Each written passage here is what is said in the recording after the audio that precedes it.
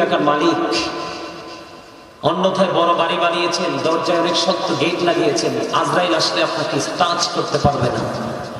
অন্যথায় আপনাদের কাছে একটা প্রক্রিয়া আছে, আজরাইল আসলে বলবেন ছেলে তো বিদেশে থাকে, মেয়ে তো বিদেশে থাকে, আজকে কত বছর তাদের সাথে দেখা টাকা হয় না, 10 লাখ 20 লাখ টাকা দিয়ে দিলাম, তুমি চলে যাও, আবার রিটার্ন করো।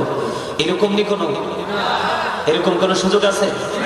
অহংকার করেন কি জন্য? আল্লাহ ডাজন্ট লাইক দ্য প্রাউড, আল্লাহ অহংকারীকে পছন্দ করে না। আপনারা যেভাবে দরুদ পড়েছেন, যেভাবে জিকির করেছেন, আপনাদের মধ্যে অসম্ভব অহংকারের ভাব আমি দেখেছি।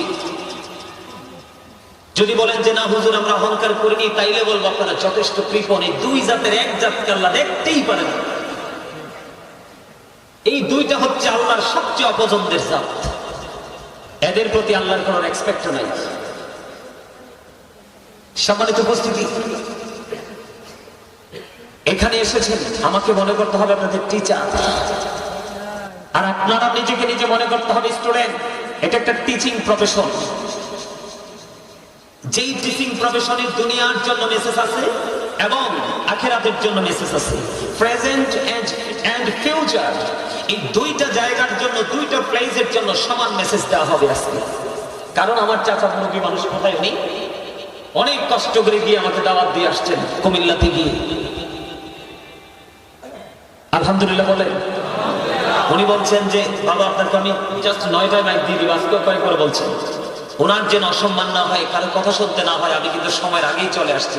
2002 থেকে আলোচনার মাঠে। আমার জীবনে এমন কোনো রেকর্ড নাই যে আমি 2 মিনিট দেরি করে কোনো মাহফিলে গেছি। আমি 2টা প্রোগ্রাম করিও না সহজে, প্রতিদিন একটা। কারণ 2টা থাকলে কোনো জায়গায় সন্তুষ্ট করা যায় না, প্রাণ খুলে কথা বলা যায় না।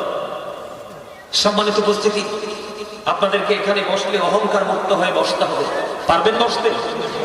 হ্যাঁ, আমি আপনাদেরকে ছোট্ট একটা এক্সাম্পল দিয়ে তারপরে আমি আলোচনায় যাব।